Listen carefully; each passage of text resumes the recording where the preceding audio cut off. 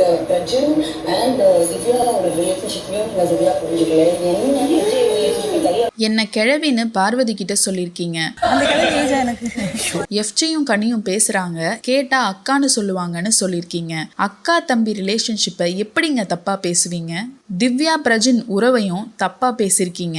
இதுக்கெல்லாம் எனக்கு ஒரு கிளாரிஃபிகேஷன் வேணும் சாண்ட்ரான்னு கனி கேட்டிருக்காங்க. அதுக்கு சாண்ட்ரா, கோவத்துல நான் பேசிட்டேன், லூஸ் டாக் விட்டுட்டேன், நான் இப்ப ரியலைஸ் பண்ணிட்டேன். பிரஜின் திவ்யாவை சிஸ்டரா தான் நினைக்கிறாரு, வியானா தான் ட்விஸ்ட் பண்ணிட்டா.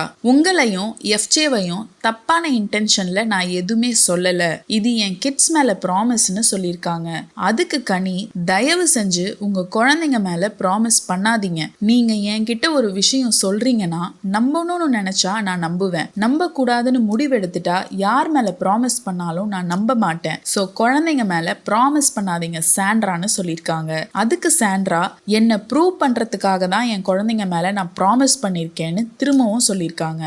கோவத்துல வார்த்தைங்களை விட்டுட்டு தப்பு பண்ணிட்டு ஒண்ணுமே தெரியாத குழந்தைங்க மேல இப்படி ப்ராமிஸ் பண்றது மிகப்பெரிய தப்பு. இந்த தப்பை சாண்ட்ரா அடிக்கடி பண்ணிட்டு இருக்காங்க. கனி கேட்ட எல்லா கேள்விக்குமே நான் தப்பான இன்டென்ஷன்ல பண்ணலன்னு சொல்லிட்டு முடிச்சுட்டாங்க சாண்ட்ரா. இப்படி தேவையில்லாம ஒன்னும் தெரியாத குழந்தைங்க மேல ப்ராமிஸ் பண்றது தப்பா கரெக்டா? நீங்களே கமெண்ட்ல சொல்லுங்க.